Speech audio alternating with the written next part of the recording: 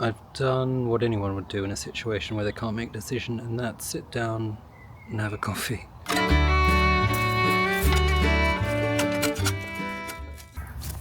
Hello. These are kind of the days we live for as gardeners. There's a blackbird rummaging around in the leaf litter just to my left.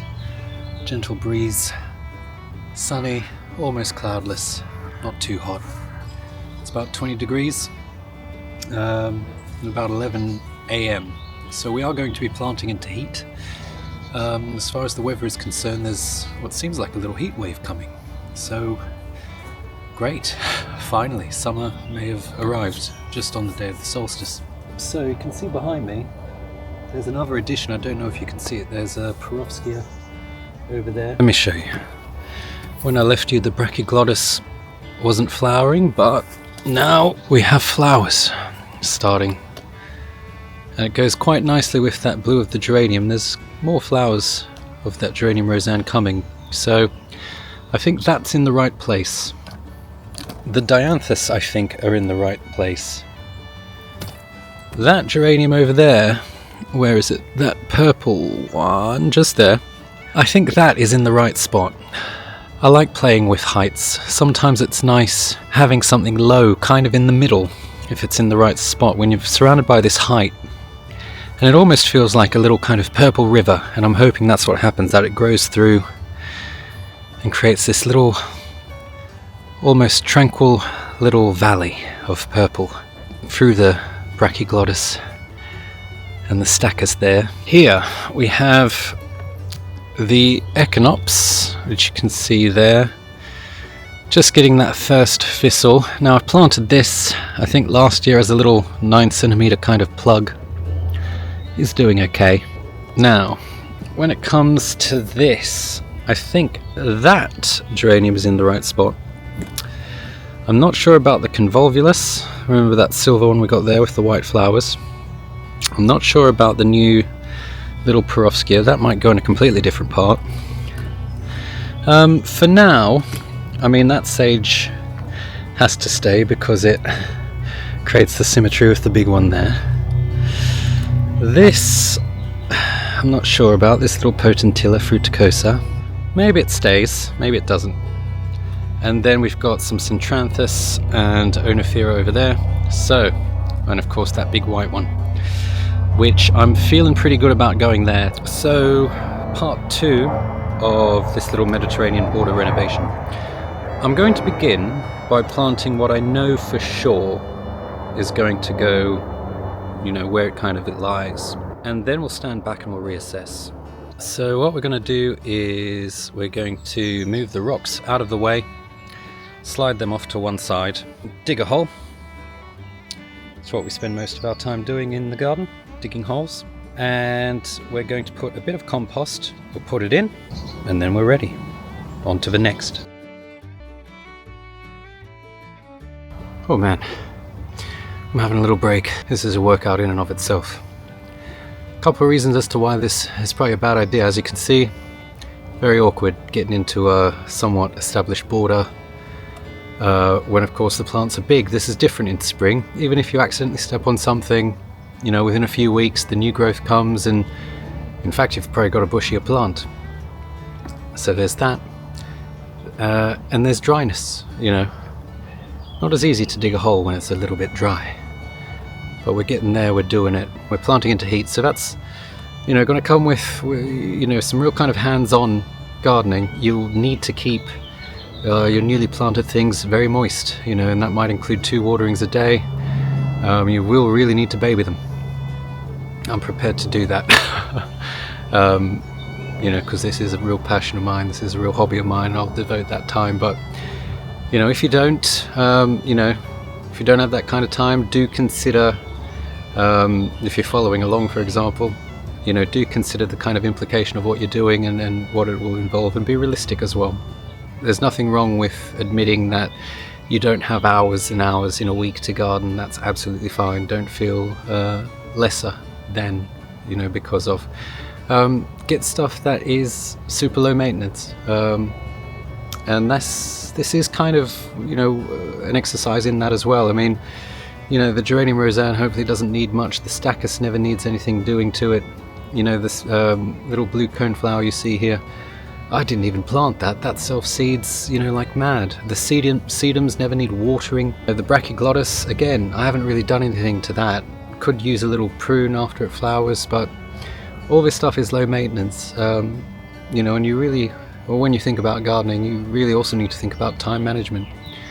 Especially if you've got a big garden. There's only, you know, so many places you can be at once. There's only so many hours in a week to give. But yeah, anyway, I think the break's over, and back to the digging.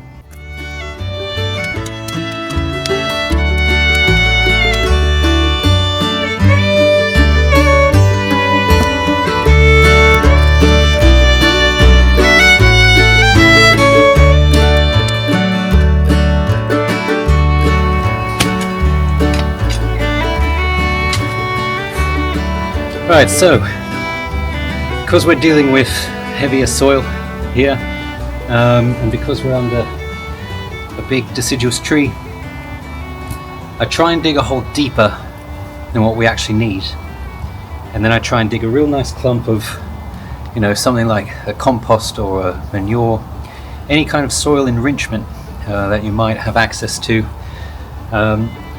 Put a big glob of that in, a big nice heavy fist of compost. Dig it in nicely, and then you should have quite a nice planting hole. So especially because we're dealing with hot weather, you really want to make sure that you firm your plants in and make sure that no moisture can escape. So I'm actually going to put a little bit of the soil that we dug out, I'm going to put that on top, just around the base of the plant, as well another bit of compost, and that will hopefully work to keep the moisture in and around that root system, which is crucial when we're planting when it's hot or into heat. For example, at this time of year, June, that will help you, as well as staying on top of your water. Okay? I just love this. Look at this purple ghost with a little slight lilac flower. I've never seen this, I don't think. I'd, you know, seen other various types of purple geraniums before. I'm very excited by it, so hopefully it takes and establishes well. Right, let's keep going. Always a good idea to have a little bucket or a wheelbarrow nearby, and you can use it as kind of your little work area. I've just taken some of the soil we dug out into that hole, and we're just making like a little soup, a little mix, a little kind of dough almost, like a pizza. We'll get a bit more.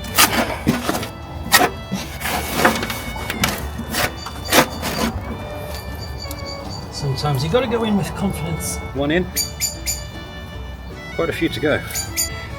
There we are. Let me take you through this border. There we go. I like that purple with that silvery powdered silver. So that'll hopefully cascade down here and join up with this sedum, fill that kind of gap.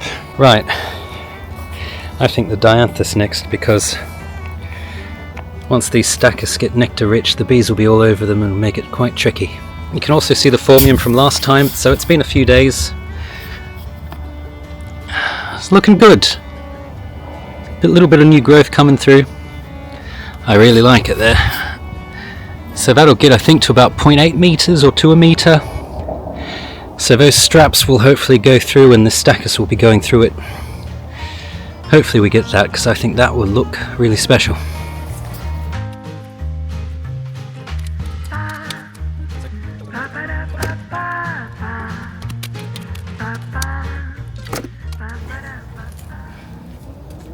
Normally I'd use my foot here, but I don't want to crush this sedum. I mean, it wouldn't be the end of the world. Going in quite easy.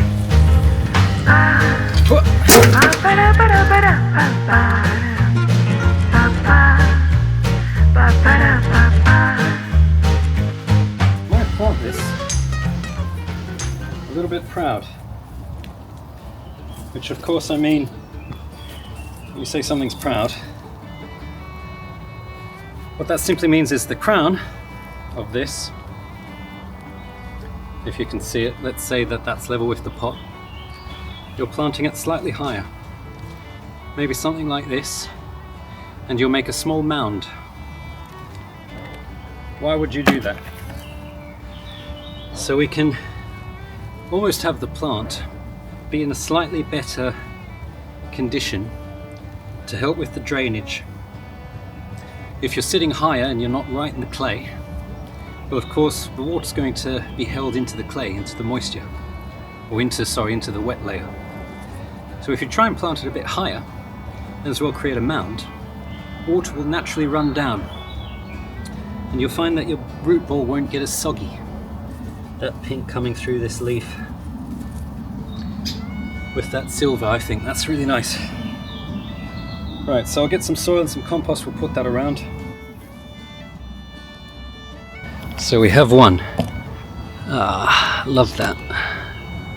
What's it look like through there? Oh yeah. One down, one more to go. See, I think I've made a mistake. Do you see how, if you consider this the middle, now I know it's not perfectly symmetrical, however, that dianthus actually needs to be about an inch or two this way. So we're going to have to adjust that. Basically what we've just done, but in reverse, and I might twist it actually, so those flowers on there are actually facing this way. You see, after all these years, I still do things not level-headed or in a rush. Maybe I'm anxious because I'm filming myself, but actually no, I do this even when I'm not filming. So anyway, we can fix it quite easily. We're just going to shift it slightly, remove some of the soil, rotate a little bit, dig more into here, and I think that'll be worth it. But that's done. What do you think? Does it look a little bit better? Maybe it's slightly ever too close now, but we've got other things to do. It'll grow how it wants to grow. But even then, having those flowers rest on the leaves of that stachys, I think that's gorgeous. Another thing to keep in mind, especially when doing border stuff, when you're digging around in, early summer, you're disturbing, well, if you're digging into a border that has kind of established plants, you're also disturbing their root systems. If you're trying to fill in the gaps and things that do have a bit of a bigger root system, like 2-litre pot perennials as opposed to 9cm bedding, you'll most likely disturb some roots. I'm disturbing some stachys roots over there, but I know stachys to be quite hardy. It'll take a beating, like having its roots disturbed in a heat wave. It'll be fine. Some plants, however, will not like that, and you will have to think I'm not just perhaps watering or staying on top of the things that I've freshly planted, but the things next to it and near it as well. Make sure that they stay topped up, hydrated, and keep your eye on them. So that was my trickiest plant yet. I'll move so you can see. It's right amongst it, which I think is a great little spot for it. Hopefully it comes forward and fills this out. Dianthus sugar plum, lovely. 25cm high, 30cm across. I don't know if we'll get that this year. Hardy down to -15. So if it does stay dry over winter, or dry-ish, oh look, wow, a bee. Oh lovely. Well, where's he gone? There he is. What's that little ginger one? Anyway, right. I don't know if it's indecisiveness, but actually what I'm thinking is I've done a bit of a change. So this side is still more or less the same. I moved the stuff that we might use over there. I think that sedum needs to come forward to here. There to there, there to there. There used to be chamomile there. Sometimes it's not long lived. Now I'm going to take this little patch that you can see out because it's on its last legs. I'll let it flower and give it a final send off. But here's the exact same sedum, a lot bigger, a lot fuller, a lot more robust. Maybe he just would be slightly better like here, and then the convolvulus there, so you've got the silver splitting between the two purple sedums. The Centranthus I think still goes there, and this Perovskia, remember that is the Russian sage, just behind the sedum that we will move. Geranium maybe there, that I'm not sure about. But anyway, I think this is what we need to do now. We'll be moving a somewhat established plant. I think that's its second year. Probably not the best time to do it, but if I plant anything else, it'll be temporary, because I think I really want that sedum here, and everything else will kind of build around it. It probably would have been planted closer had the chamomiles not been here, because it was chamomiles and salvias. Now that's changed, so I think it's time to bring it forward.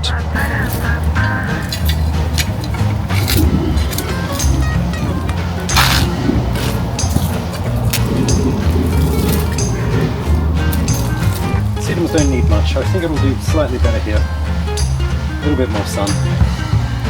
So yeah, I'll do the work. You sit back and relax.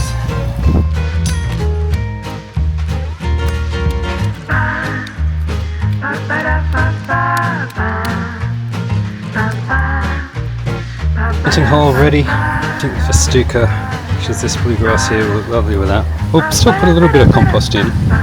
Sedum is one of these things. It likes the soil here. They grow quite well, and they really don't need much. They just need as much sunshine as you can give them. Water every now and then, although I don't think I've ever directly watered a sedum in this garden.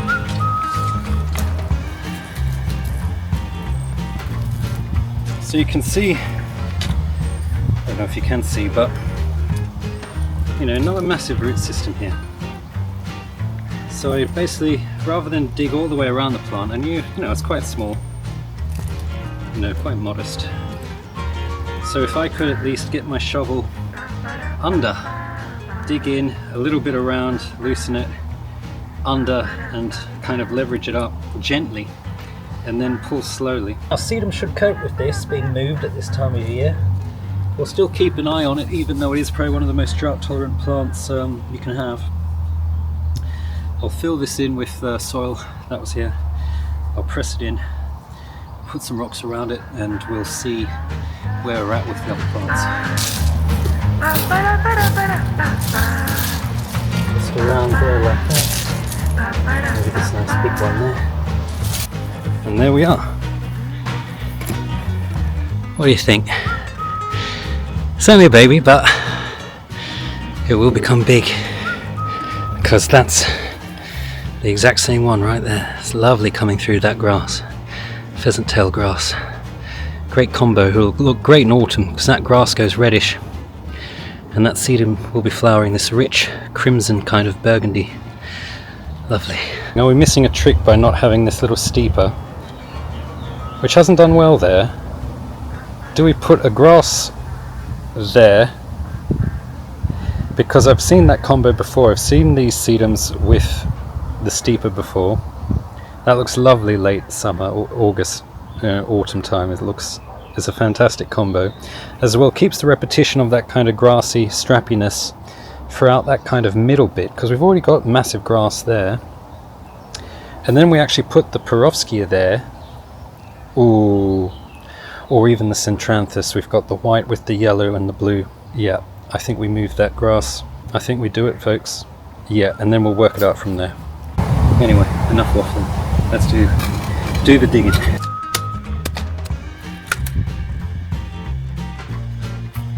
I've just remembered something. Here's one I prepared earlier. That's the one we took out from the front. I potted it up, but it's a bit bigger, a bit healthier. So why don't we put this one in the ground? We'll take that little one and we'll put the little one into this pot, put it out on the patio, let it mature a little bit, and we'll plant this. Doesn't that just remind you of a field in autumn and the sound that it makes. I love it.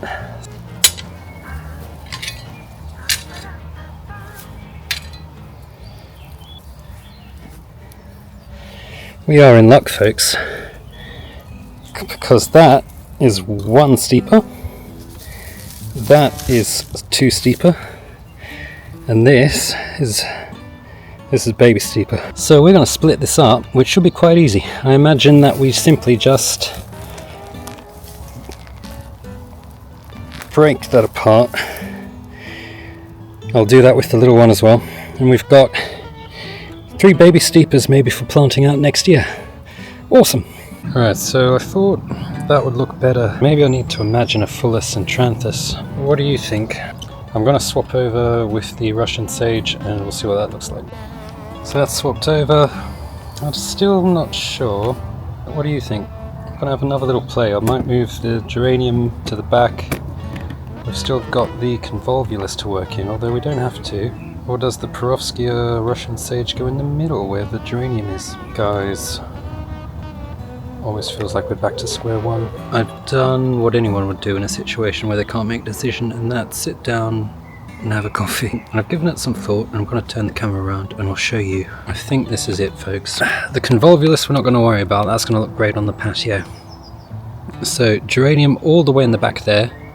So when you stand back, you've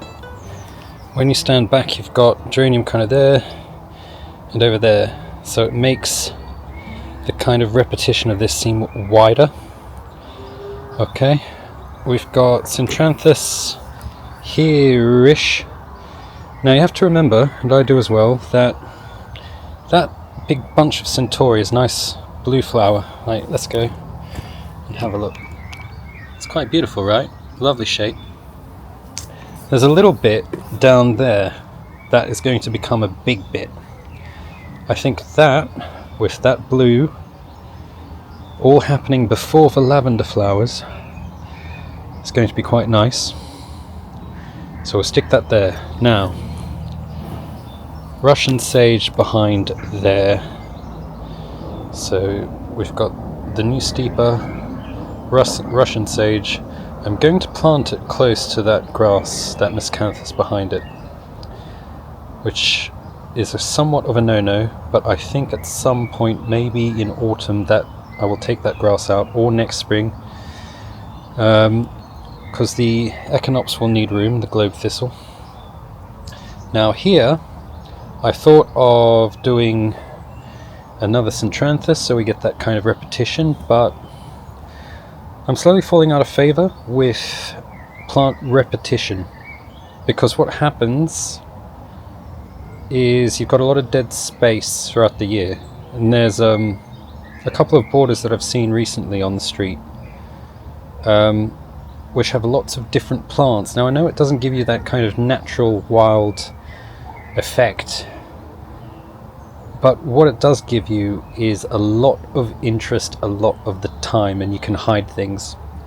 So we're going with the Gora instead, which is still white. It'll still have white flowers, but it'll flower later, plus more upright and fountainous means it might slightly do better in that space. As that thistle kind of bulks out and takes up more and more room, we might have to readjust, but if I can have those coincide, I think that could be a good thing. So let's plant up and we'll do a big water, and then I'll give you a look through the border and we'll see what we've ended up with.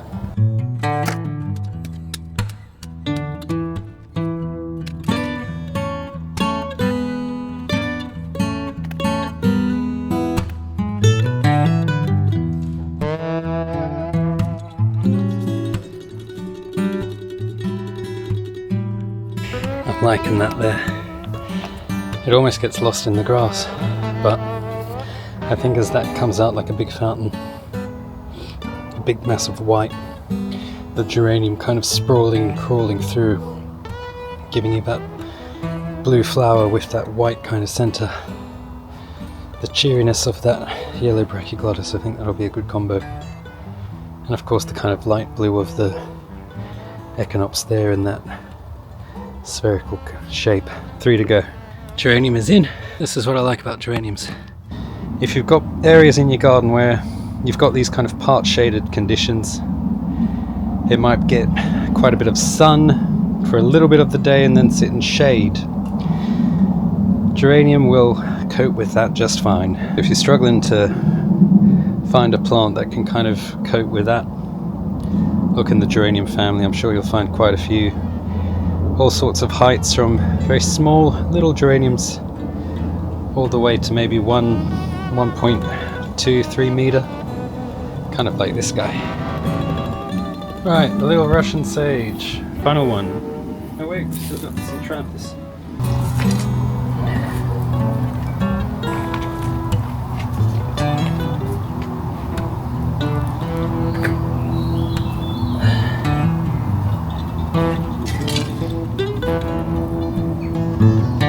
I've planted it back to front.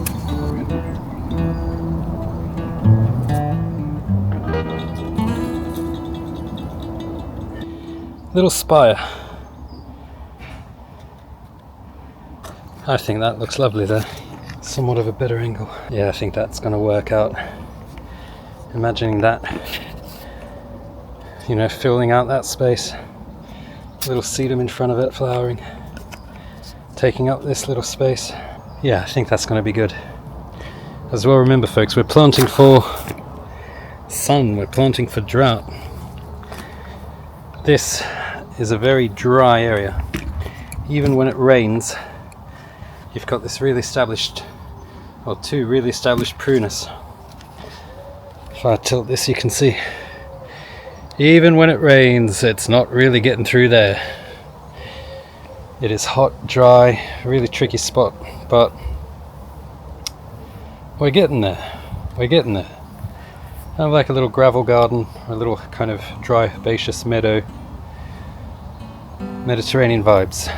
So we may leave the geranium in the pot for now, because I kind of like it. We've got the Centranthus to plant, so I'll tilt this. I think we'll still put it over here, about there-ish. And then we definitely need to water, and then we'll see what we're left with. Move rocks, dig hole, put compost, put plant, fill hole. I think it's about here, right? Still waiting to get the seed heads on this. It's not sent any up yet. Should I be worried? Maybe.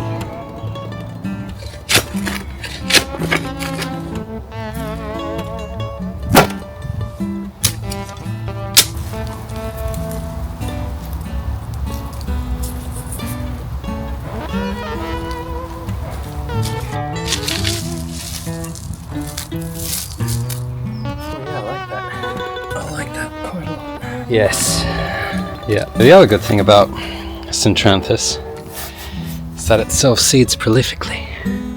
So I'm hoping we get more little Centranthus babies popping up through the border. So we've got the Prosciutto there. I think that's a good combo. And that sedum, if it was that size sedum, I think that would be great. That would look really nice there, coming up through that grass. Let's find another angle. Yeah. Right, I like it. So of course with gardening, it's always a waiting game. You know, waiting for things to fill out. I remember when this Stachys was, you know, tiny. Now look, lovely little mat at the front there. So, that is it. Part 2 done. Gosh, I could have made this like a 4-part series, the way I waffle on. And the changes, but I just couldn't find the right kind of combo, but I think we've got there in the end. I'm looking at it now and I really like it. Tell me what you think, be critical, tell me what I did wrong. It's fine, I'm used to it. I've been with someone for many years now. She's going to see this. I've got a couple of videos in mind. At some point I imagine I'll have to do a garden tour at some point. And probably in the next couple of weeks will be the best time, because, well, June, July, that's when we'll have the most flowers. So enjoy the sunlight, enjoy the sun, enjoy the Euros. And until then, cheerio.